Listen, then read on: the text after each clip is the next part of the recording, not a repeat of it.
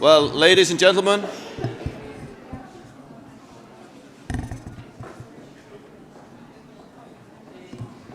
I have some information for you, just to calm things if there are some confusions about the pollution, because I have, of course, I'm connected with the Icelandic public authorities of protection, and well, it is of course critical outside, not in that way that you can have to have some kind of a fear, because they say the most important thing is to stay inside, because 90 to 95% of all the pollution is outside and it doesn't come in. And it will not affect you in any way, although you go outside, so please be calm. But this is something that we're going to have to live with when we have an eruption, so maybe this is something interesting for you to know. But I'm just here to tell you that please try to stay inside, but of course if you have to walk to your hotel or to your restaurant, there is everything is secure, so please. Thank you.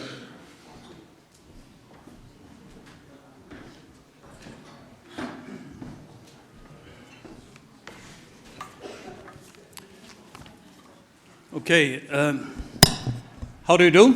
My name is Birgir Guðmundsson, and I'm from the Social Science Department at the university here, and I've been asked to moderate this next section on political representation and participation in decision making. I guess I am, if somebody is going to take a photo, I will be the representative of the middle-aged man in suit. But we have an interesting session ahead of us. 3 main speakers, and then we will sit down in a panel. We will have this in a little different format than we had before. We will just have the main speakers coming up, doing their presentation, and then we will have the panel, and the panelists, the extra panelists or additional panelists will comment from their seats, and we will take questions after all the presentations have taken place, and try and create a lively discussion. We will have 5 panelists, and all of them have something to say. So I suggest that, but we don't have all that much time, I suggest that we sort of try and stick to questions and not make long monologues from the floor. But of course, if you have to follow up your question or something, then that will be welcomed. But to begin with, we will have a speaker, Eva-Maria Svensson. She's going to, her talk is entitled Gender Equality in Public Governance in the Arctic. Eva-Maria Svensson is a professor of law at the Arctic University of Norway in Tromsø, and at the School of Business, Economics and Law and the University of Gothenburg in Sweden. She is also the director for the Center of Interdisciplinary Gender Research at the University of Gothenburg. Svensson is also a part of the TUAC research network on gender equality in the Arctic, which is a multinational project. Her main research interests are legal philosophy and theory, particularly in the field of gender legal studies, gender equality law and policy in the Nordic countries. As I said earlier, her presentation is entitled Gender Equality in the Public Governance of the Arctic, and I bid you welcome to the floor, Eva-Maria Svensson.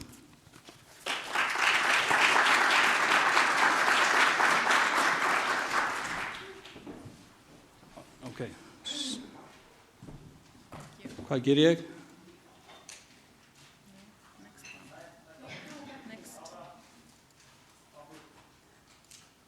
There we go.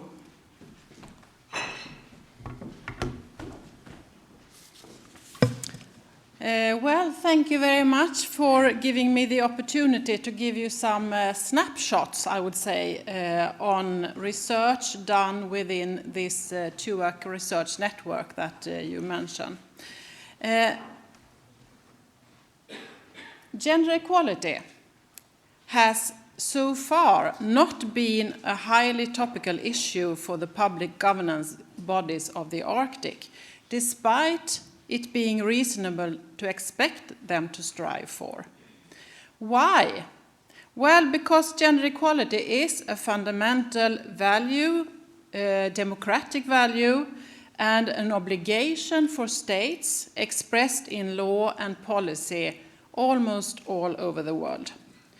But the current reality is that gender equality is not reached in the Arctic region. And there are enough knowledge to say that the situation is actually worse in some respects in the Arctic region compared to the rest of the regions within the states at stake. Migration, mobility, violence, and political representation have been identified as problems of gendered imbalance. More recent research highlights also problematic gendered patterns in relation to cross-border marriages, intergenerational demographic changes, trafficking, and economic inequality, to mention some. Within this TUAC research network, we have actually a publication which will be launched tomorrow night in Reykjavik. It's the Arctic Yearbook 2014. Where we have a chapter on gender challenges and human capital in the Arctic. There are also another publication to be published in 2015, a book that we work on for the moment. And I have also another article that will be published soon. The study I will give you some snapshots of today is on if and how public governance bodies of the Arctic work with gender equality in order to meet what they are obliged to meet, the needs and interests of all citizens, and to promote equal access to resources, rights, and voices. First, the Arctic. What is the Arctic? Well, it's a region that is not really very well clear.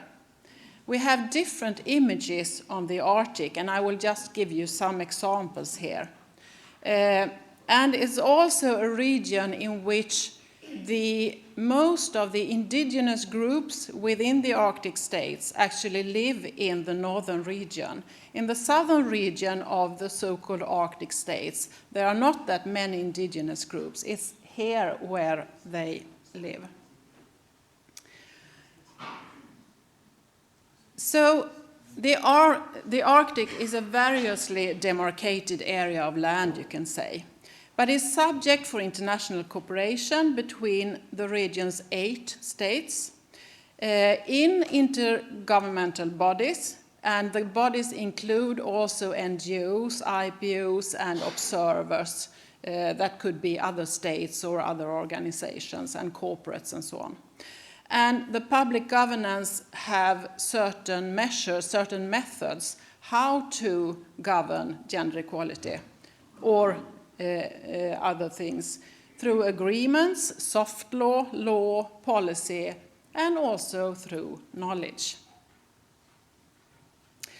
When you study gender equality in the Arctic, you must do it in a context of the growing interest for the Arctic, with consequences for both peoples and animals living in the Arctic. And the consequences are not only bad, there are also new opportunities for job, for instance. So it's both bad and good consequences. If we look at what the governance of the Arctic mostly is about, you can say I have found some buzzwords when studying how the public governance of the Arctic presents itself. So the buzzwords are first cooperation. It's about promoting economic development, resource management, marine and shipping activities. It's about promoting a sustainable development, which is often in contrast to the first thing, promote economic development. When Arctic people is talked about, it's mostly about indigenous groups. It's about health, well-being, cultural heritage, preservation of language and traditional livelihood. And implicitly, not so much spoken of today, is also this wish to have a stable region, political and military stability. But gender equality is not really a buzzword in the public governance of the Arctic, not very often. But should it be, is relevant to ask. Yes, I would say it should be, because gender equality is actually this fundamental democratic value and an obligation for states worldwide. And the gender equality principle encompasses two things: to ensure that the factual situation really is gender equal for women and men. So it's a comparison between men and women, and it's an obligation for the states to actually take actives to reach this gender equal relationship. But it's also about eliminating discrimination. So we have the non-discrimination principle and the active obligation to actually achieve gender equality. And it's codified in political and legal obligations all over the world. And here I just give you some examples of the international covenants, where the most important thing that has already been mentioned today is the CEDAW, the Women Convention. So is the public governance of the Arctic obliged to follow these legal binding documents? Yes, I would say it is, because the public governance of the Arctic is actually representatives of the states. So it's a state acting in this public governance. So yes, the obligation should be fulfilled. So back to the study. I have studied how public governance of the Arctic represents itself. I have not been able to go into the different bodies and look at what they really do. So I can just see the surface level, how gender equality in the public governance is showed to the public outside the governance. And I can also see what activities are presented, what have been done in the name of gender equality. And I can contrast this to the situation, the current realities of gender equality in the Arctic region, according to certain knowledge produced by UN, for instance, and produced by the committee related to the CEDAW, the Women's Convention, the CEDAW reports. So if I start with some snapshots of how the public governance of the Arctic presents itself when it comes to gender equality. Well, the first thing is that it's not a very highly topical issue, as I said. So you could say it's hardly no rhetoric at all about gender equality. But when mentioned, it is often non-mandatory, non-obliging statements of promoting gender equality is a common value, and that is especially expressed by the Nordic countries, the Scandinavian Nordic countries. You can find sentences like bring the human dimension and gender perspective to the fore in the Arctic-related cooperation. Some concern is about negative social and health impacts, and it's often in relation to pollution, and is often related to women, and even more to pregnant women or to indigenous women. When it comes to political representation, is mostly concerning indigenous women. And also men's violence against women in indigenous groups are also highlighted. So this is snapshots of how gender equality is talked about in this explicit public governance of the Arctic. The Arctic Council, among several parties, made a report in 2004, produced here in Akureyri, mostly of it anyway, called the Arctic Human Development Report. And this has a special chapter on gender issues. And in that chapter is not that very much about gender equality and how gender equality is what it is about. It's more of different notions of feminism. And I would say that in this chapter, a construction is actually made of a contradiction between Western feminism and non-Western feminism. And I think that is not a very good thing. I don't say that it is not an important thing to discuss, but it's not a good thing when the lack of reflection on gender equality is there. There is no reflection on gender equality in that sense. And you can't say that it seems to be implicit almost that Western feminism is synonym to gender equality, but I would say it's not. It calls for more focus on men, and it's also implicit that gender equality in the Arctic or in the Arctic states have not been focusing on men in any great extent, but I would say that in the Nordic countries is quite a lot of focus on men nowadays.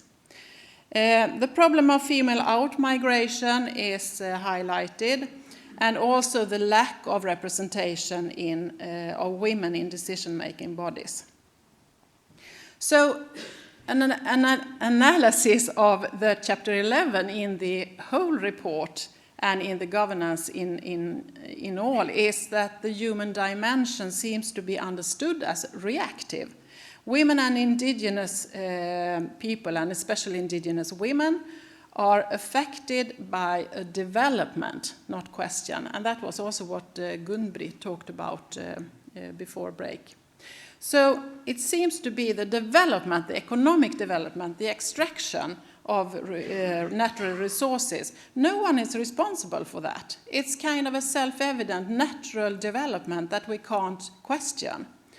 And the second thing is that women in general and indigenous people are constructed as the others, those who are affected by this development that we can't do anything about.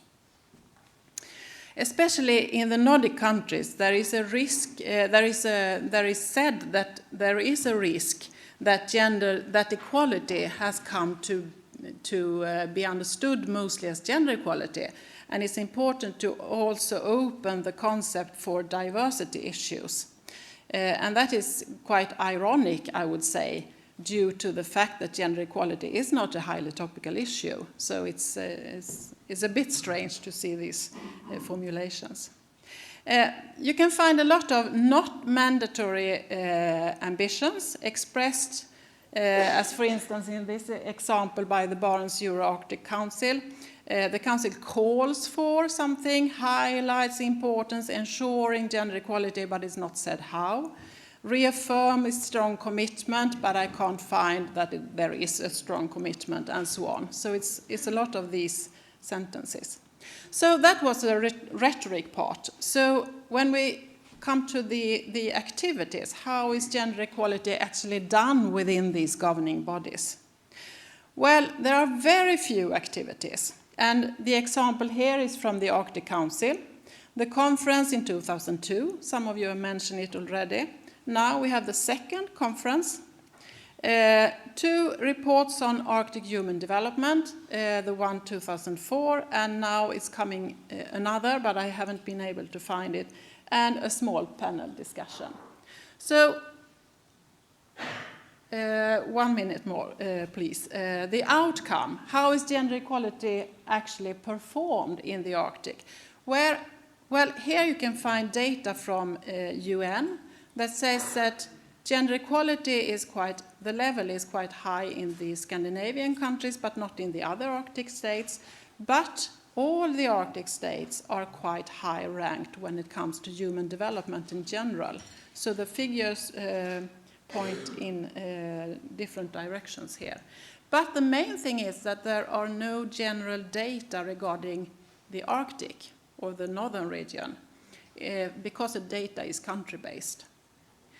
And according to the CEDAW is also, you can find here critique from the CEDAW of the Arctic states, and through the critique you can see what should actually the public governance of the Arctic do. And I will not go into this because I have no time, but I have worked in this way to find actually to read the report from CEDAW and see what are they highlighting as problems, especially for the Arctic region. And I think that these examples could be very good for the public governing bodies of the Arctic to read and see what can we do about it. So the conclusion is there is a lack of structural analysis, there is a lack of knowledge of the obligations, it seems to, and is a lack of strategies for mainstreaming gender equality. So, thank you very much.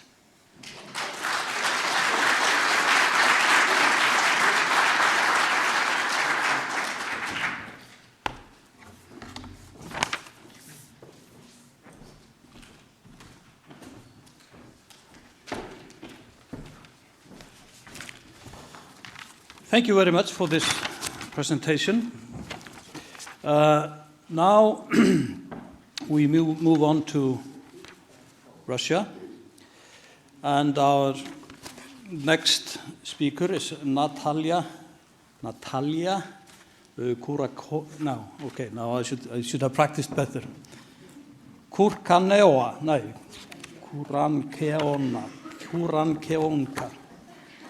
She will help me out here in a little while and tell me how it is pronounced. But anyway, she's an assistant professor of philosophy and director of the Institute of Social and Political Sciences at the Northern Federal University in Russia. And her fields of expertise are multiculturalism, gender studies, migration, and political activism. In the last few years, she has been involved in cross-disciplinary projects on climate change and human health, among other things. And she has about 40 publications, articles, book chapters, and monographs in Russian, Norwegian, and in English. The title of the talk is Gender Equality in Russia. Is there such a thing? It's a sort of a pretty fundamental question. And Natalia, the floor is yours.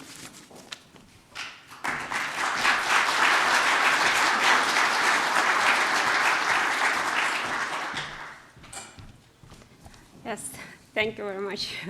Yeah, it's Natalia Kukarenko. And dear ladies and gentlemen, honorary guests and participants, I'm honored by this invitation to speak in front of you on such an occasion. And as it was mentioned, the topic of my speech is gender equality in Russia. Is there such a thing? I should also mention that I'm participating in the same project as Eva-Maria Svensson Talk Network, and I was also involved in a number of projects that have to deal with political activism of Russian women, both regionally and nationally. Here, I will try to approach this topic via discussion on the state of art of the women's movement in Russia and how the transformation caused both externally and internally within the supposedly main driver of gender equality agenda affect Russian society and public activism. And I depart from the claim that it is Russian women's movement in Russia which raised the issue of gender equality as a problem for the Russian society. In the end of 80s and beginning of 90s, the level of political and civil activism increased in Russia immensely. And this was the time when the first women's organizations in Russia appeared. Their activism achieves its highest point in the mid-90s with the most results seen in 2000. And then, this is the period when actually two independent first women's forums took place in 91 and 92. They were held in Dubna, initiated by Women's Council of Nuclear Power Research Institute Women. Also, the Union of Women of Russia was established on the basis of the former Soviet Women's Committee, and it arranged a conference which was called Women of Russia from Discrimination to Equal Opportunities, and this event took place in 1992. In those women's forums and conference, the main issue discussed was the issue of women's active participation in decision-making. And from the resolution of the first conference, you see that it was said society and its institutes reproduce and maintain discrimination mechanism against women. There is a need to create national mechanism for establishing a state policy addressing women. And that was quite a new phenomenon to be discussed actually publicly in Russia. And I should say that the activists of the women's movement at that time managed to achieve several very important results. First of all, due to their efforts, the Article 19 was introduced to the state constitution of 93, which actually stated that men and women have equal rights, freedoms, and opportunities. That was a formal measure, but that was really essential. The second achievement is that on the wave of women's activism, women entered political arena as an independent political party, Women of Russia, and managed to get places in the State Duma of the first call with a little bit over than 8% of votes.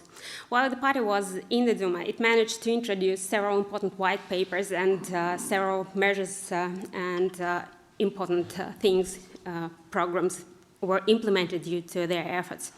For example, they introduced a white paper on family violence, or they also initiated the establishment in Duma a committee on issues of women, family, and youth.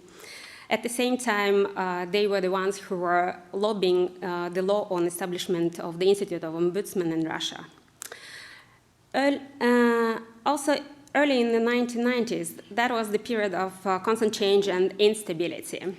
And unfortunately, the Party of Women of Russia chose the tactics of supporting presidents and governments' initiatives in non-public tactics with no public discussions.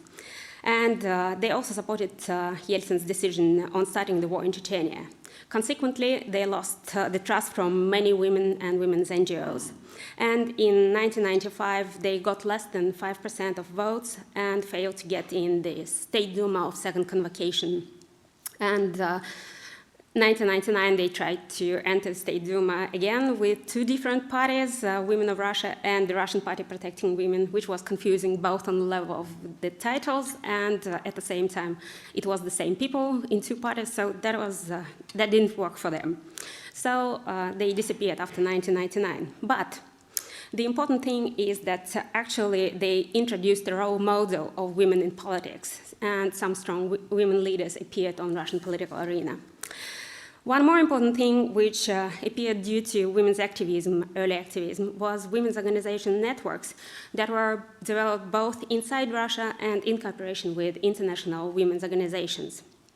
Women's organizations had sufficient financial support from international funds, and that varies actually in different parts of Russia. Mostly the donations came from the US funds, but if we take Barents region, then it's Nordic countries who contributed immensely to the development of women's and civil society there. So they had these donations helped to develop new activities like combating violence, human trafficking, new services were like juridical counseling, new women's journals were published. And also, internally, big influential networks uniting different women's organizations appeared, like Consortium of Women of NGOs headed by Yershova, or Women's Information Network headed by Chainova. What is more, also gender studies courses appeared at the universities, both as separate courses and also as integrated themes in social and political science courses. And Special Council on Women's Issues in the President's Office was established, and also Russia signed several important international documents like Vienna Declaration and Action Program, Beijing Declaration and Action Platform, and also facultative optional protocol to the CEDAW. But in 2000, the situation, and onwards, the situation changes again. And we see that there is definite lack of political and state will to achieve and work for gender balance and equality. There is sabotage of several legislation projects on and initiatives on the promotion of gender equality, lack of real national mechanism to promote women's issues, and low participation of women in State Duma, in decision-making bodies. So we observe nominal appointments of women, one or two in high positions, but usually they take non-critical position. And actually no political parties, apart from one, which is Jabloko or Apple, promote or have gender program or gender section. And there is also a problem with methods and measures to promote gender equality ideology within the country because of the widespread sexist prejudices and neo-patriarchy revival. And also there is, on one hand, there is acknowledgement that women are discriminated. On the other hand, you can see people who say, we are tired of gender equality, we have had it enough during the Soviet period, so now we want to relax a bit. And of course, new law on NGOs and non-commercial organizations that actually, on one hand, introduced a lot of state funding to civil society activism, but on the other hand, affected negatively civil society and women's organizations, as I would show later on. So, women's movement is one of the forms of social public activism. It is an inseparable element of civil society, and it is a way to discuss publicly ideals and values of both women and men, and it becomes thus a point of reference for social programs and policies to be efficient for the society. But, in fact, as some researchers claim, women's movement in Russia did not manage to become a uniting force for women or to make gender equality an agenda for public and politics. Russian women's organizations turned to be engaged neither with political institutions nor with the majority of women. And after the unlucky elections of Women's Party in '95, women's organizations actually became more oriented on concrete social issues solution. And the discourse for framing their activities was not that of the elimination of the discrimination against women or gender equality. It was rather combating the violation of human rights more generally. At the same time, it is worth mentioning that collaboration with international foundations and agencies played a specific role for gender mainstreaming in Russian context. As Julia Hammett in the books Women and Transformation in Russia, which was recently published, she says that actually due to global agency attention, Russian women activists proliferated in the immediate post-Soviet period. But actually, women activists did work together. Still, donor support gave some kind of suspicion to their activities. And these grants and money actually created new hierarchies among women's movements. And also, some of the activists found themselves preoccupied less with local issues than with pleasing donors and securing their own organization sustainability. And that's the point here, which is shared by a number of researchers actually, is that women's movement only assumed a mass character at that period, and in the mid-90s, while staying all the time pretty much elitist in its nature and unable to reach its target audiences. And gender equality became a trendy topic because of its marginality and was mainly driven by academic circles. I could agree with this point, but still, there was elitism, in fact, to some extent, because, of course, all cooperation with foreign partners demanded language knowledge, so it was academia who were reading text, who could contact people and discuss with them. But I would also like to stress the importance of the financial support from foreign donors at that stage, when the state withdrew from any social obligations with the perestroika, and many women's NGOs thus were pushed or encouraged by foreign agencies into providing for services formally guaranteed by the socialist state. And at present, we have several types of or groups of women's organizations.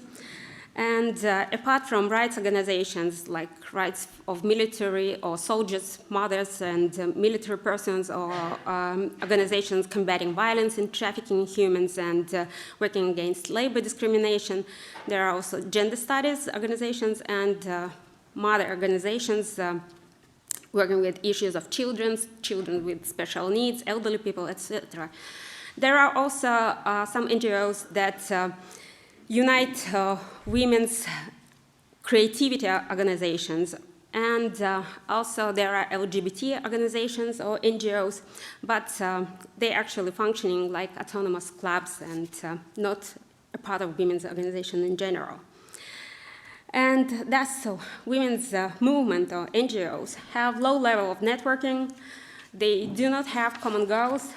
We observe definite aging, like one of the ladies attending a recent event in June 2013, met people, and she said that her impression was like, I met the same people 20 years ago, and we were discussing the same issues, and no new faces in the audience. So it's low impact level on decision making, domination of academic approach to social issues, low impact on public opinion, and low flow of information both between women's organizations and from women's organizations towards the target audience to publics. And there is also actually sporadic efforts to both inform on these activities and to bring together. The last point I would just mention that looks scary, I want to show this new law that was introduced on NGOs in 2006. What is important is actually to look how picture changes before 2006 and after.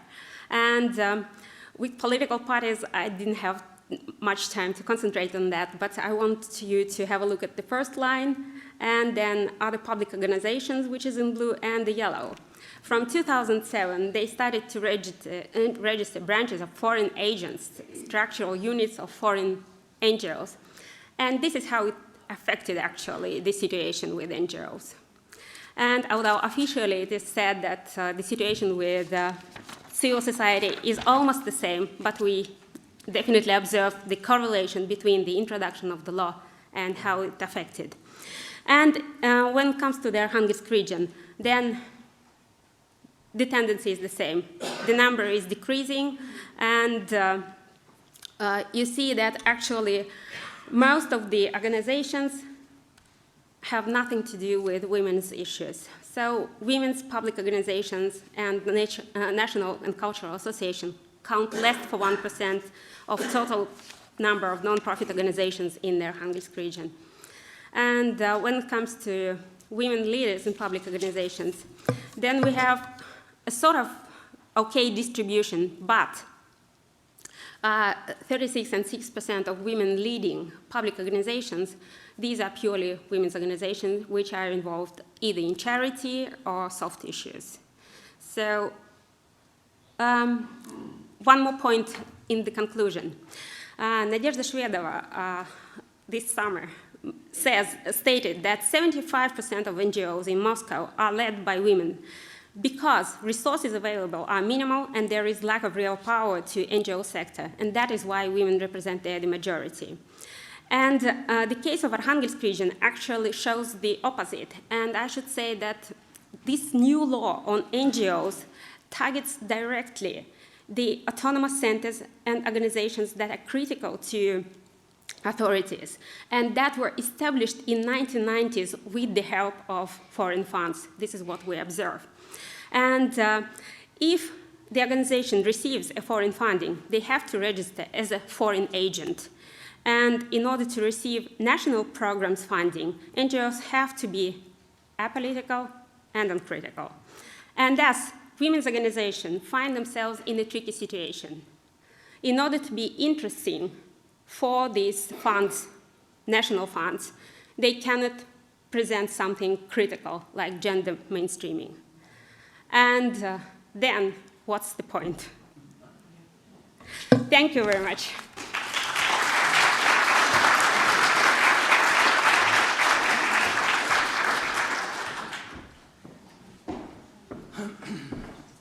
Thank you very much, Natalia Kukarenko. I've sort of been practicing.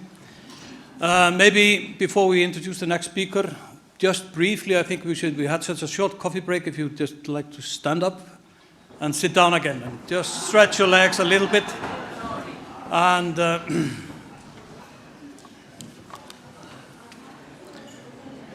maybe I should have asked the next speaker actually to do this. I think apparently she is a Kundalini yoga teacher as well as a scholar. But our next speaker is Stephanie Irlbacher-Fox from the Fox Consulting Company, which she owns. She has spent the last 18 years working for indigenous people and as an advisor on political processes, including self-government and land claim negotiations, and working with indigenous communities and businesses on achieving cultural and social developmental goals. She also conducts academic and community-based research on Northern social governance and economic issues. She is an adjunct research professor at the School for Public Policy and Administration at the Carleton University, and an adjunct professor with the Faculty of Native Studies at the University of Alberta, where she received some of her degrees, but she is a PhD from England, Cambridge. Stephanie Irlbacher-Fox, the floor is yours.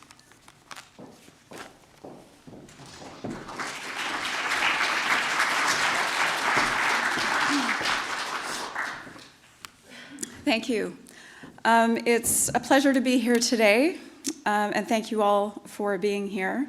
I'd also like to thank the Ministry of Foreign Affairs and the partners and organizers of the conference.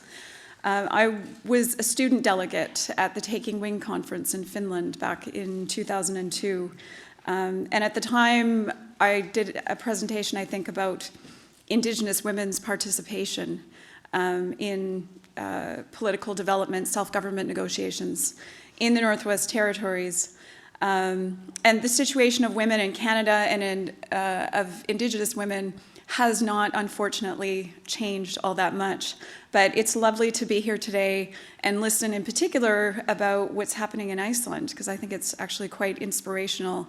And the concrete measures like the tax breaks and that sort of thing, I think demonstrates that if people have commitment, they can find very specific ways to try to achieve gender equality. So thank you, Iceland, not for the sulfur dioxide, but for your fine example of what people can achieve when they really want to. I'm grateful for a couple of other presentations that were given this morning. Claudia David from Canada had that wonderful map, so I don't have to go over a map of Canada or the populations of the Northwest Territories.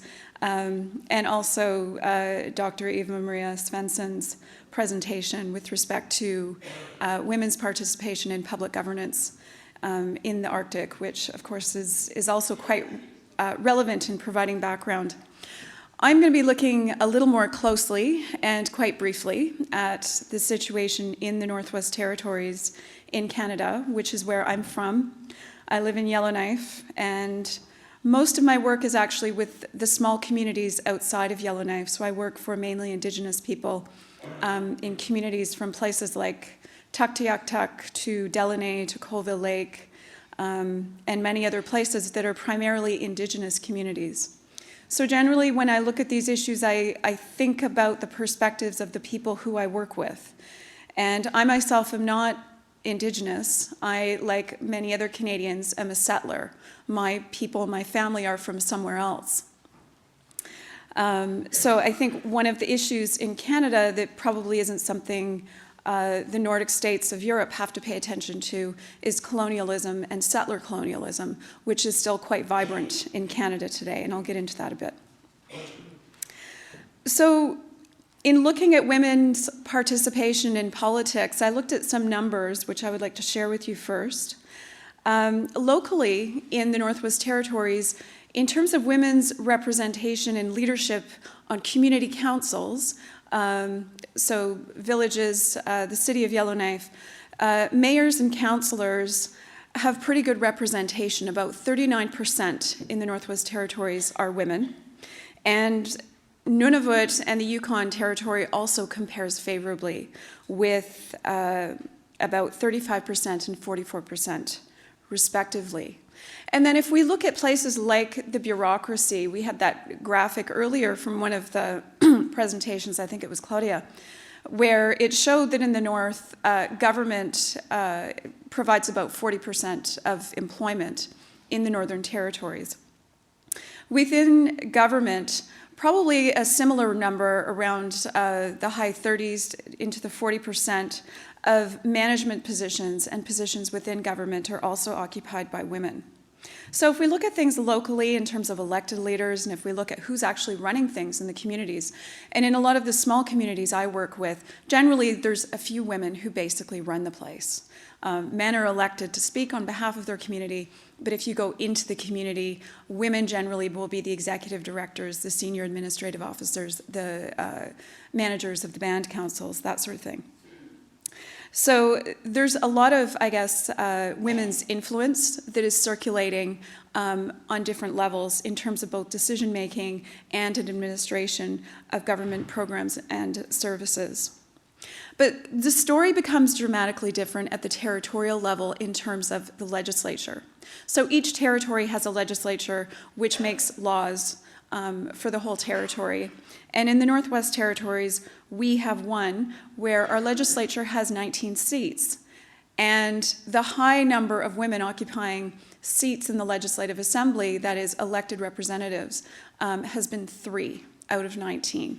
So kind of about, around the 10%, maybe 15% level. Right now, there are only 2 women in the NWT legislature. And the other interesting thing about that is that generally, if women are elected to the legislature, they don't make it into cabinet. So we have a system in the Northwest Territories where the members of the Legislative Assembly elect the cabinet members from within their own ranks by themselves. And generally, they just don't elect women. Whenever we talk about this kind of thing in the Northwest Territories, people always come up with what I call the significant outliers. And there's a few women in the Northwest Territories who've distinguished themselves quite admirably. I'm thinking of people like Nellie Cornier, who was a premier of the Northwest Territories and has gone on to head the Inuvialuit Regional Corporation. Ethel Blondin Andrew, who was the MP for the Northwest Territories for a few terms, and is now the head of the Satu Secretariat, another land claim organization. So it seems to be that, when it gets to that level of politics in the Northwest Territories, you either have these amazing, outstanding women, or you have women who kind of make it in and then they hang on, and there's very few of them. In the last election, for example, out of the 47 candidates who ran, only 9 were women, and the 2 that got elected were incumbents. So it's very difficult for women that way. So I wanted to take a step back and look at what are some of the big issues facing women in the Northwest Territories. And this was kind of a venture into why aren't women running? What is it about societal attitudes that they're not being elected? Well, if we look at the statistics on violence against women, if you live in one of the Northern Territories as a woman, you're between 9 and 12 times more likely than if you were to live in one of the Canadian provinces to be the victim of a sexual assault or domestic violence. We have to keep in mind that half the women in the Northwest Territories are Indigenous, and in Canada, Indigenous women are far more likely to suffer or be subject to violence and sexual assault than non-Indigenous women, about 3.5 times more likely. So the odds are stacked even more against you if you are an Indigenous woman. Currently in Canada, you may also have heard, one of the headlines that's been prevalent in Canada is that there's about 1,200 murdered and missing Indigenous women. And this really underscores the likelihood for Indigenous women to be far more vulnerable to violence and domestic violence than non-Indigenous women. So one of the reasons that's particularly relevant, of course, is that if you have women in these kinds of situations where they're facing violence, chances are life is pretty unstable, chances are they're quite vulnerable, and that they don't have the means to actually escape this situation, let alone think about getting an education, getting a job, or ultimately running for office or looking for leadership positions. For Indigenous women, of course, colonialism has played a large role in the situation that's resulted. And one of the things that I think people are talking about more and more in Canada is we're moving beyond just this colonialism kind of analysis, saying that the government has had these awful policies in place, and that is what has resulted in the difficult situation of Indigenous people generally and Indigenous women, and moving beyond that to look at what's called settler colonialism. And that's where you have colonialism, you also have a set of social relations between Indigenous people and non-Indigenous people, where non-Indigenous people have privilege, and it's at the expense of Indigenous people, and in our case, Indigenous women. So what is the government of the Northwest Territories doing about this? They have a status of Women's Council, which is responsible for undertaking initiatives specific to women in the Northwest Territories. They also have a women's advisor to the minister for the status of women. And when I kind of looked at the status of Women's Council and how it's funded and that sort of thing, since about 2008, the government has been significantly decreasing funding to the status of Women's Council. So that today, in real dollar terms, it's funded to the tune of about $90,000 less than it was 6 years ago in 2008. So it has a budget right now of about $368,000. It has 3 staff. It has different projects. It partners with people to try to achieve things. But what the government is fundamentally lacking, and it certainly can't load all of the responsibility onto the status of Women's Council, is it's lacking any kind of effort to really get to the bottom of what are the barriers to women's participation in politics in the Northwest Territories, and in particular Indigenous women's. And it's unlike the federal government, where you saw this morning, they have gender-based analyses that they do across government programs and services. The government of the Northwest Territories does not perform any kind of gender-based analysis on its programs and services. How much time do I have left? 3 minutes, thanks. So it's very different between the federal government and the territorial government. So it's interesting the way the government is proceeding, in that they're not really looking at their situation and saying they need a cross-cutting, across-the-board analysis of what's happening for women, and instead they tend to propose one-off measures whenever they think about them. So for example, many of us were quite shocked earlier this year when the Premier of the Northwest Territories, in an attempt to address or try to promote women getting more involved in leadership, proposed that women in the Northwest Territories should have a mock parliament. And that would give them practice, I guess, sort of pretending to be members of the Legislative Assembly, and in that way that's supposed to promote their participation in politics. So some of the things that the government is doing and is not doing really tells us that government is looking at issues which face women as though they're isolated from a broader spectrum of causes that are resulting in these issues. So while there's some attention to violence against women, and the Status of Women Council is doing a very good job of that, and the government tends to partner with them on that, the government isn't going out and looking for evidence across the board of what's happening with women, what are some of the difficulties and challenges they face, and what measures can be taken towards gender equality. So one of the things that the government could do is take on that sort of gender-based analysis approach and really look at what's happening, get some evidence together, and do that in a way that all government departments need to be participating in that.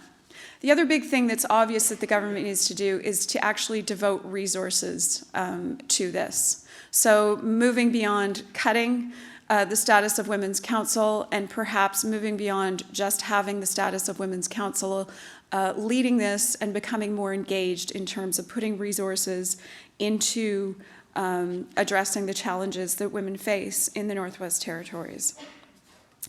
The other thing that the government really needs to look at as well is to take a decolonizing approach. So looking at the situation of Indigenous women in particular, acknowledging that Indigenous communities are undergoing social suffering, which is a direct result of colonialism. So if the government wants to have programs, for example, addressing violence against women, that's just a Band-Aid on a symptom. What the government really needs to do is look at what are the underlying causes, how is patriarchy expressed in its own laws, how are gender analyses excluded when it's formulating legislation or making major policy decisions, that sort of thing. So in the Northwest Territories, unlike Iceland, there is a lot of work left to be done. Thank you very much.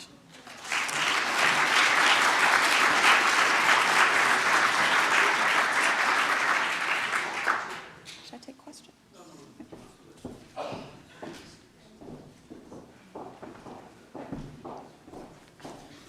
Thank you very much for this talk.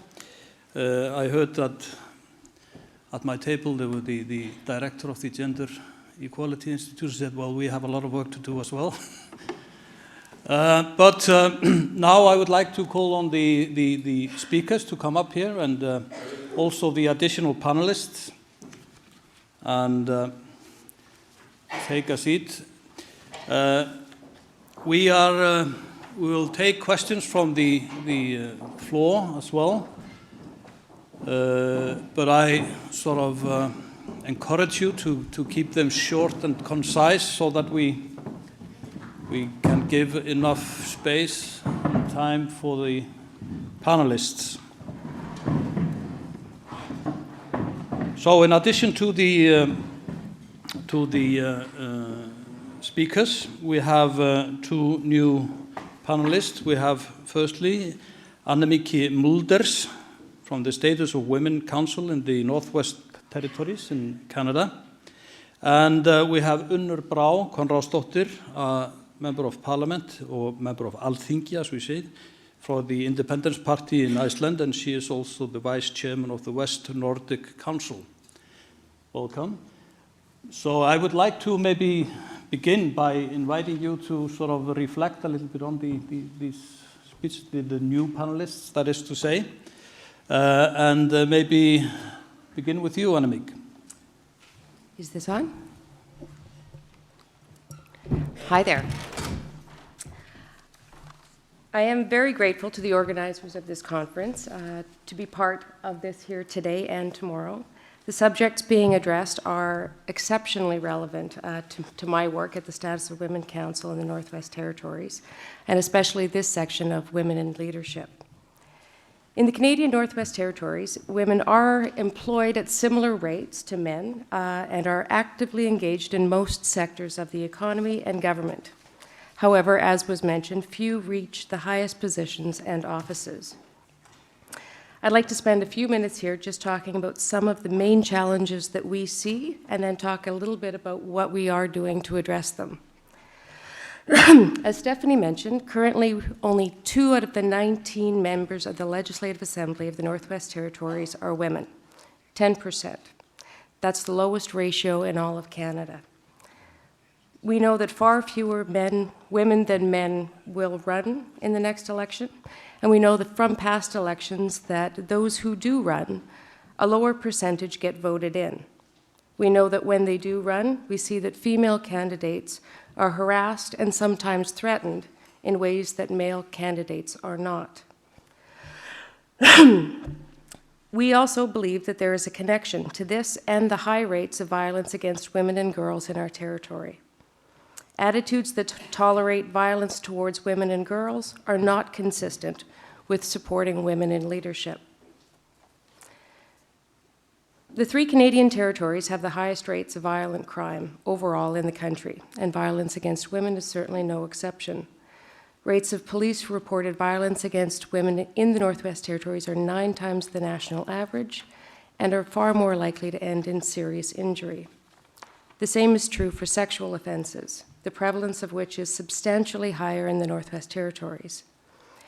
Women's risk of being sexually assaulted is 9 to 12 times greater in the Northwest Territories and Nunavut, respectively, than the provincial average.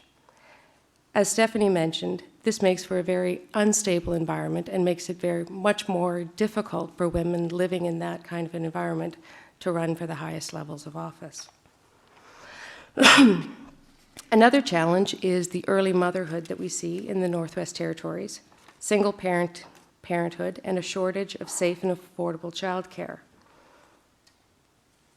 The last challenge that I would like to just touch on, but I can't discuss in too much detail, is our style of government. The Northwest Territories has a consensus style of government. It's a form of government that has no parties. Each member of the Legislative Assembly runs as an independent. While there are benefits to this form of government, it may be an additional barrier to women entering territorial politics as a candidate. Parties offer mentoring, training, and financial support. Consensus government offers no support to marginalized groups. So a little about us and what we are doing to address this. The mandate of the Status of Women Council of the Northwest Territories is to work for the political, social, and economic equality of women in the Northwest Territories through advice to the government, research, public education, advocacy on behalf of women, identification and development of opportunities for women, and assistance to women's groups. We were created in April of 1990 under the NWT Status of Women Act. Our territorial government provides core funding, which is small, for the operations of the council, while all special projects have to be funded from outside sources. Our board of directors for the Status of Women Council is made up of 1 woman from each of the 5 regions of the Northwest Territories. Our board members are very active in identifying issues of concern to the women in their communities, and they assist the staff in conducting focus groups and establishing individual connections with community women who are often not otherwise heard in a political venue. This structure allows for our information, our priorities, and our direction to be certain that it comes from the widest spectrum of Northern women. It's not just a few, and certainly it's not just those living in the larger centers. Our role is an advisory role to government primarily. Although it's not the same as having equal representation in the Legislative Assembly, the Council does play an important role in that it does give women the access to leadership on a regular basis. Although, sadly, government is not required to act on our recommendations, they are required by legislation to listen to what we have to say. And we tell them clearly, and we tell them just what the women in the communities tell us what to say. Until we do have equal political representation, we believe it's an important role we play. In addressing the violence against women, which is our top priority at the Council, we serve as the chair of the Coalition Against Family Violence. This is a territorial interagency group that brings together individuals, non-government, and government agencies to share information and undertake projects to keep in keeping with our mandate. The mandate envisions a peaceful and equitable society where all territorial residents, as individuals, members of families, communities, organizations, or governments, are valued, respected, safe, and free from abuse, violence, and inequalities. A large part of the work that our coalition does is defining the actions that government can take to reduce family violence. We provide reports on what is being done, what needs to be done, and make clear recommendations on priority areas. Last year, our council developed the territory's first family violence report card, which provides a snapshot of how our territory, including NGOs, government, and community groups, respond to family violence. In time, we believe that it will be a way to document, measure, and compare community responses to family violence against responses in previous years. In the last 4 years, we have also ensured that the government has secured funding to stabilize the women's shelters in the regions as well. Up until 4 years ago, they had to apply every year for funding, and now it's a guaranteed ongoing funding, so they know that they'll exist year to year. One of the ways that we do acknowledge leadership in the North is through the Wise Women Awards. We've been recognizing women for their time, commitment, and work in improving the lives of women and families in the communities through these Wise Women Awards. Each year, one woman from each of the 5 regions is selected and honored at a public ceremony in Yellowknife. The awards are meant to honor women who are leaders and role models in their communities. It recognizes advocacy work, support, and dedication to improving the status of women, and it is meant to encourage more women to continue the work that they do that is most often unrecognized. As 2000 year will be a year of many elections, federal, territorial, and municipal in the Northwest Territories, the Council will be focusing heavily in 2015 on promoting women in leadership positions. As we have done in every election year, the Council will be hosting campaign schools for women to provide relevant information, advice, and support to women who are considering running for office, and for those women who wish to work on their campaigns. The campaign schools not only teach skills, but also offer a valuable opportunity for women to get together without men to strategize and support each other. But as I mentioned in the beginning, the Northwest Territories has the legislature with the fewest MLAs in the country. We are pleased to share what we know, but even more so, I am eager to learn the best practices from other regions with similar barriers, but better female representation. Thank you. Thank you very much. Unnur. Yes, I would like to start by thanking all the good people who organized this conference. It is an honor for me to be here with you and here in Akureyri. Thank you very much for inviting us here. I come from the area where Eyjafjallajökull, our famous glacier, is, so I'm kind of used to the pollution, so it's like coming home a little bit. But it has been very interesting to hear those lectures here and listen to the informative debate that goes on here in this conference. I participated in my first campaign in 1980. I was 6 years old, and I tried to convince my mother to vote for Vigdís as our president. And I succeeded, I think, because she won the election and she became a very important role model for us young girls growing up here in Iceland. And that is the key thing, I think, to get some progress in gender issues, to have strong role models. And that is something that we here in the Arctic countries have to think about. We have a lot of them. We have seen some of them here today. We have, of course, our own Vigdís, and then we have had strong politicians, both from Greenland and from Alaska, and we have to try to lift them up, even though we do not belong to the same party group, because we have to stick together. We are stronger together. That is the goal that we always talk about in the West Nordic Council, where we are 3 small countries, Iceland, Greenland, and Faroe Islands, try to work together because we are relatively small, but as a whole, we have a strong voice, and we can use that also here. I think the key thing that we have learned here today is that we need more data. And informations are, of course, the key to progress.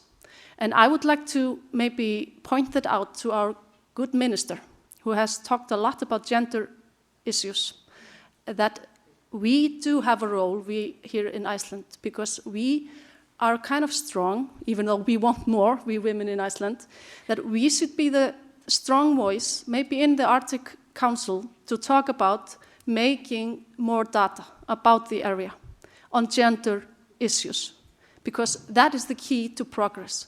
And I also, if I can go a little bit further with it, I hope to see the Icelandic ministers, especially men, and especially Mr. Gunnar Bragi Svensson, because he has talked about it, whenever he goes abroad, whenever he meets other leaders from other countries, to talk to them about gender equality.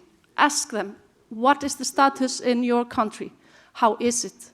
And what are you going to do? And then when you come again, you can say, well, this is how it was when I met you last year. How is it now?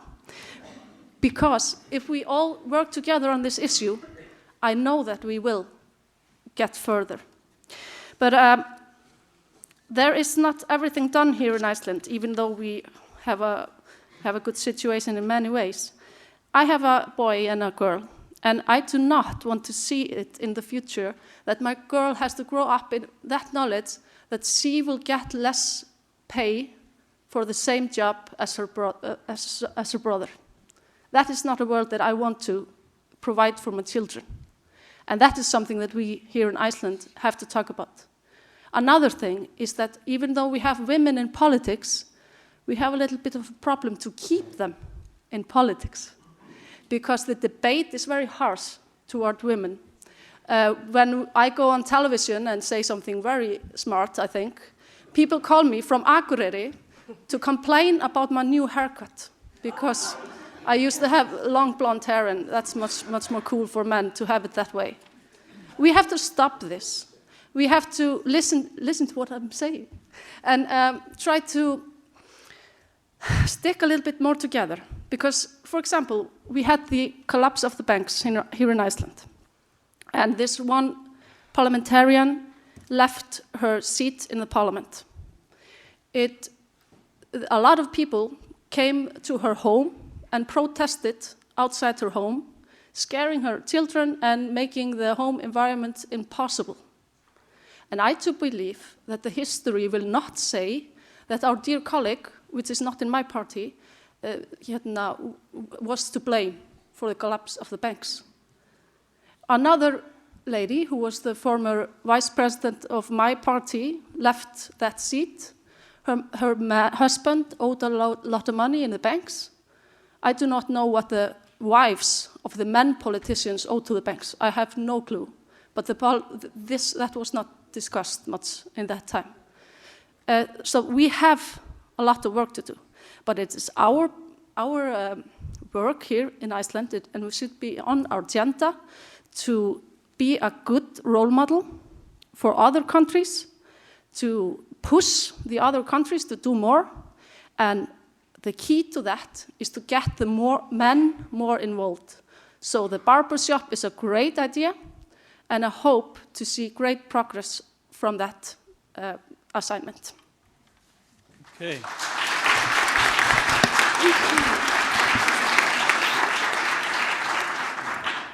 So we hope that you will hold Gunnar Bragi to his promises, as you state. Will you please, if there are questions from the floor or to some individuals or regarding some of the speeches, just let me know, and they will sort of come. But while we are doing that, I would like to maybe ask the panel, sort of just quickly, because you have all mentioned the title of this session is Representation and in Decision Making and Politics. It's from all what you all say, there is a lack, there's a representation deficit in one way or another in all of the examples and countries we have been talking about. and you can sort of maybe fix this deficit in many ways, or it's possible. And I would like to sort of maybe throw it out to you. Stephanie actually mentioned the few of the things that she wants to see done in the Northwest Territories, the government actions. But what do you see as the most important thing to sort of correct this deficit? Are we talking about legal governmental actions? What is the role of the political parties? It's interesting to hear, because in Iceland we have had for years this discussion about how bad the political parties is. Now somebody from Northwest Territories tells us that the political parties might be the saviors of the women's lib organizations. I mean, these are interesting issues. What about the media? Has the media a role, or what is the single most important factor in this, do you think? Maybe we'll just sort of take the round and begin you with Eva-Maria. Well, it's really hard to say what is the most important thing. There are so many things that are important. But I must say, as a lawyer, that I am pretty sure that law is not the solution. Law is only a base. You can find arguments in the law, but it must be actually a very active strategy and a strategy for how to implement the ambitions expressed in law in different kind of bodies. And we are talking about the governing bodies here. So if we stick to that, you have to have strategies how to implement the legal obligations into practice. Okay. So seeing law and policy together, I think that is a very important thing to start with. Unnur. Well, I think the single most important thing is to get interest on the highest level in the parties, but also determination. I want my party leader to always think, when he's making a decision about who's going into which committee and who's going into what board on behalf of our party, to think about the gender issues. And I think that the single most important thing for the political parties to get the highest level of the party to participate and have the determination to follow it through. Also, it's important to have data so we know what we are dealing with. And of course, the media plays a big role. But that's the same rule. If you have the highest level of the media, asking questions, asking their own staff questions about how they're dealing with the gender issue. Are they talking to women? Are they looking for women to talk to, or do they just go to the next man in grey suit to talk to? Then something will change. Natalia. Yes, it's not easy to respond that easily, but today it's interesting that in the morning session we heard that education didn't help in Iceland to promote gender equality. Now Eva-Maria says law in itself doesn't help to promote gender equality. And we know that in case of Russia, that both things were present there and it didn't help, that's for sure. So I think it's about consciousness raising, and it's about good role models. I think the point about keeping women politicians in politics is very important. And what is even more important is to create these communication platforms where women would have a voice, where gender issues would be discussed openly. Because I think in case of Russia, I can say that it's media which doesn't pay any interest to the issues of gender equality, and the way the issues which women and women's organizations work with raised doesn't allow public to be interested in that, because it's constantly presented as small things, which is so practically oriented. And I think what is important for women's organizations is to go more publicly, to work with what internet provides with social media and to utilize them more. Okay. Marika? That's a really hard question. What's the one big thing, I suppose, is the social attitudes in the Northwest Territories towards women. Visibly powerful women are seen as a threat to the male-dominated system, and I don't think we're ready yet for men to accept that that's something that they want to change. I think our biggest challenge is first convincing men, and women as well, that an equitable society is one that has advantages for everyone, not just women. Stephanie, you want to add something to the list that you mentioned earlier, actually? Yeah, well, I agree with all the panelists. I think there's so many things that need to be done. For me, I think we have a baby here. It comes down to us as mothers. Many of us are mothers. We're aunts. If we don't have children of our own, we certainly have men within our sphere of influence, whether they're boys, older men. And it's up to us to make that change around the dinner table, around sharing duties at home, around childcare.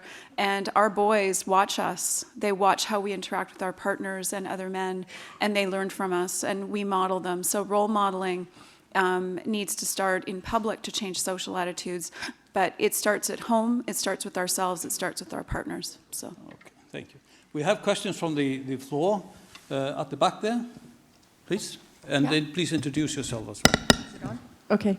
My name is Gunhild Hågensen-Gjørv, and I'm from the University of Tromsø, the Arctic University of Norway.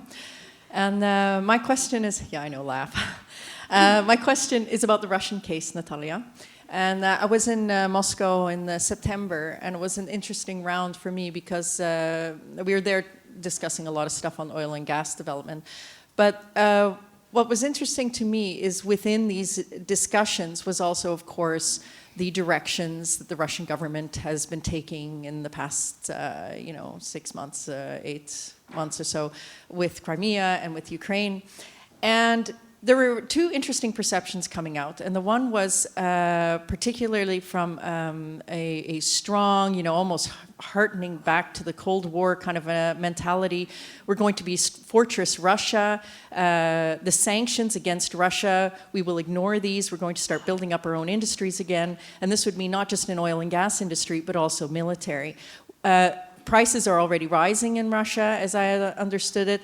But this one guy, as an example, was like, we're tough. We're Russians. We can tackle this. Then there was another perspective presented, and this was actually fairly marginalized, where this one, and it was a woman who was also working in the oil and gas industry. She's saying, well, the prices are rising. And the ones who are bearing the brunt of that are often the women who are having to manage the funds. They're the ones that go shopping. They're not bringing home as much as they could before, and that this had repercussions at home at the very least, if not with regards to their job opportunities, as they might be the ones laid off first, and so forth. And I was wondering if you could comment on that possible dynamic, we're tough, we can hold out, compared to the impacts this actually may have if we see this kind of a turn towards sort of like a fortress kind of mentality. And in addition, oh crap, there was one more thing. You can tell I had just 2 hours of sleep. There was something else there. I cannot remember. Maybe you can remember it over lunch break. Yeah, okay. Well, then ask that, and it will come to me in a second. Yeah. Natalia, would you like to comment on this in light maybe of the possibilities of representation? Okay. When I would sit down, because you mentioned about women's movements, and the fact is that a lot of Russians are globalized now. They've had interactions, and to what degree really will Russians in general, but also Russian women and the movements that they are, even if they're, the caring movements or whatever, to what degree are they going to tolerate this kind of situation to the point of just being tough Russians? What are their responses going to be to if this is the way things are going to develop for Russia in the future? Yeah, not easy task.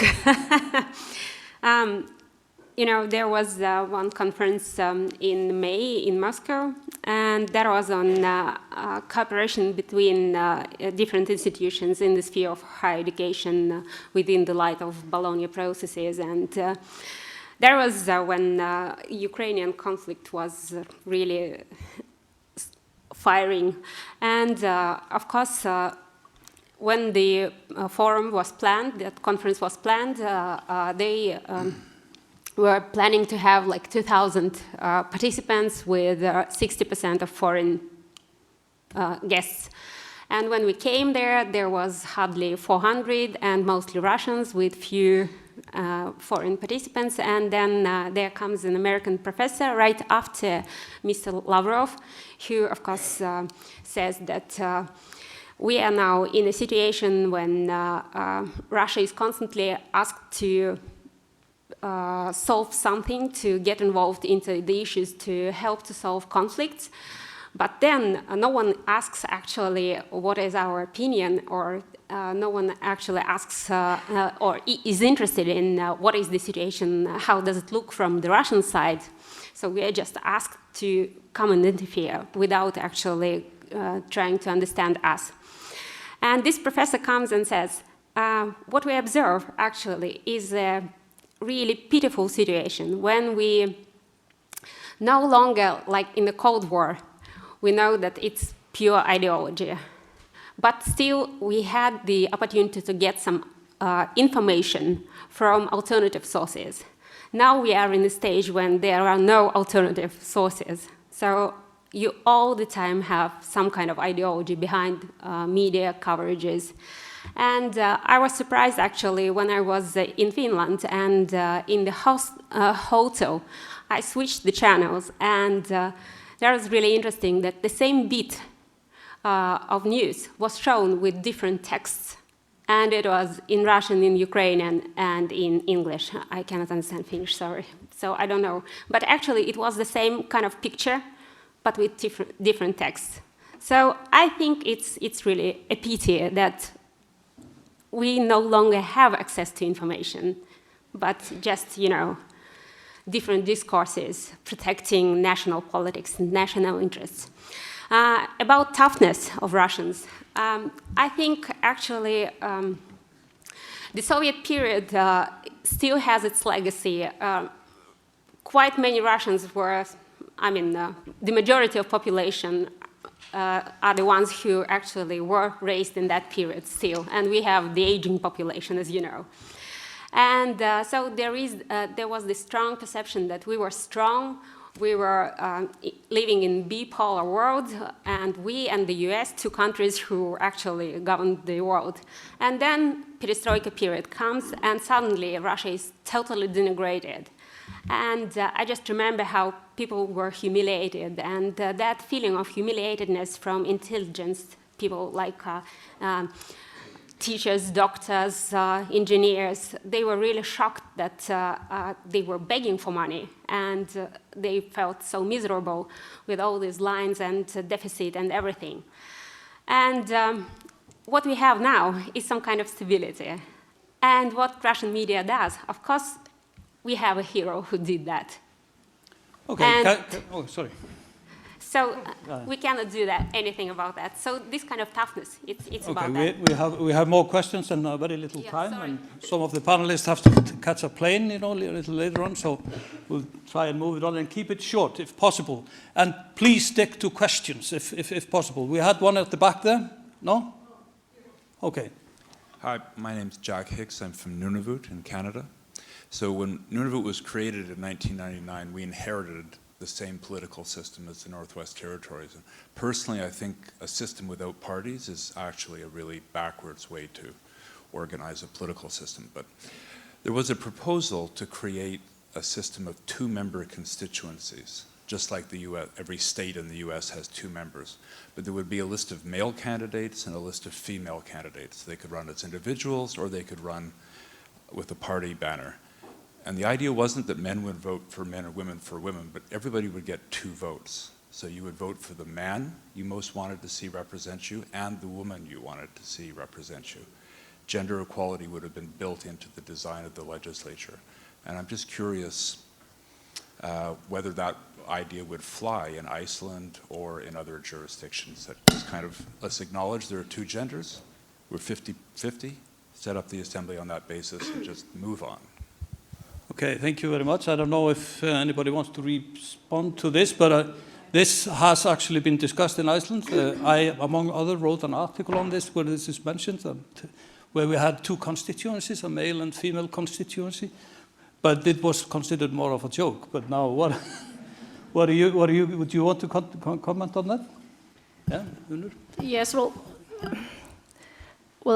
I think it's an interesting idea, but it is not something that I will take up and try to campaign for, because I do believe that it is possible to do it in our system as it is. I come from a party where women have not been very successful into getting into the highest places, the Conservative Party. But even though in my constituency, in the last elections, because we have this pre-election within the party, I was in second place and there's another girl in first place. So that was kind of a breakthrough in my party. It's the first time that we have that kind of a list and then I think it's possible to do it in our system. So she doesn't like the idea, not very much. What about you else? Do you yes or no, just quickly, because so. I think it's a really interesting idea and something that could work in Canada, but I don't think that it immediately takes out all gender considerations out of it. My fear would be that with a male and female candidate for each riding, issues would be divided into the girls' issues and the boys' issues, and the women would be expected to deal with childcare and certain issues, and that they would not necessarily be actively engaged in everything as they should be. So I think a little bit of thought has to go into how that would work, but in general, I think it's a great idea. Right there in one election, we have 50% representation done. I think it's great. Okay. I'm getting the evil eye from the organizers here, but I had already sort of promised one more question, and I thought I'm afraid that you will burn out. My name is Unnur, and I am from the University of Oulu, Finland. And I would like to add to the discussion one issue, and it is the agenda. Whether women as decision makers have possibilities and what kind of experiences you have as to influence in the agenda. What is needed to decide and in what kind of context.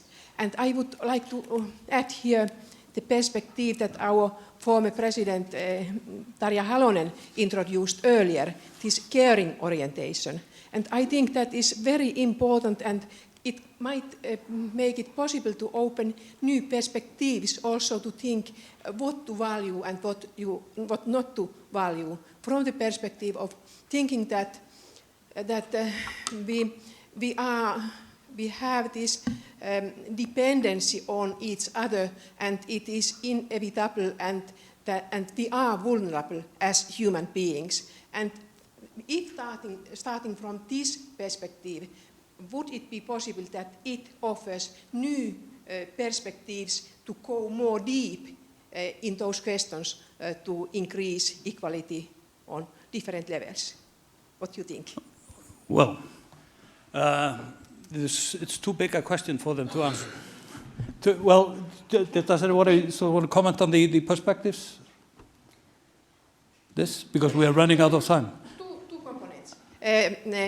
To try to influence what will be decided, what is the agenda. Yeah, the agenda. Yeah. And as connected with that, this changing also, or trying to change the orientation about what is important in the context when doing decisions. Yeah. And then I have this caring, or thinking our vulnerabilities that we can't avoid, and to have that as included also in the agenda when doing decisions.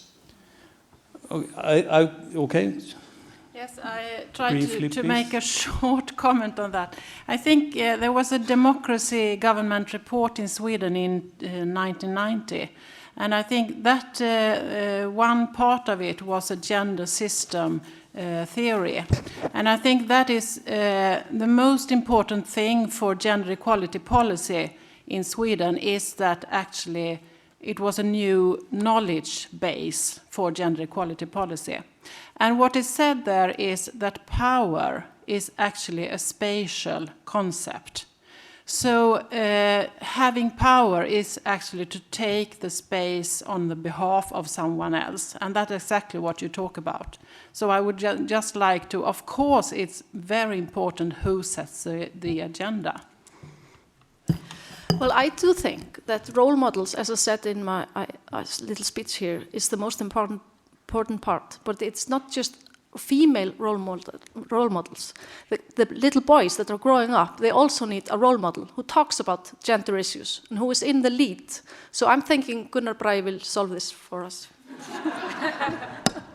Just to inform those who didn't know that they are, partners in a coalition government. Unfortunately, I think we will have to draw this to a close. We could have stayed here for a much longer time. I would personally have been very interested in sort of hearing what they have to say, and I sort of just want to leave you guys with it, with the question is, why? Why are we looking at gender inequality or in particular representation from an Arctic perspective? Why? What is it that makes the Arctic perspective worth pursuing? Why don't we just do it in a national or regional context? What do the Northwest Territories have in common with Iceland in terms of gender equality? And so just want to leave you with this question. And thank you very much, and thank you the panelists and the speakers for this, and thank you for your patience.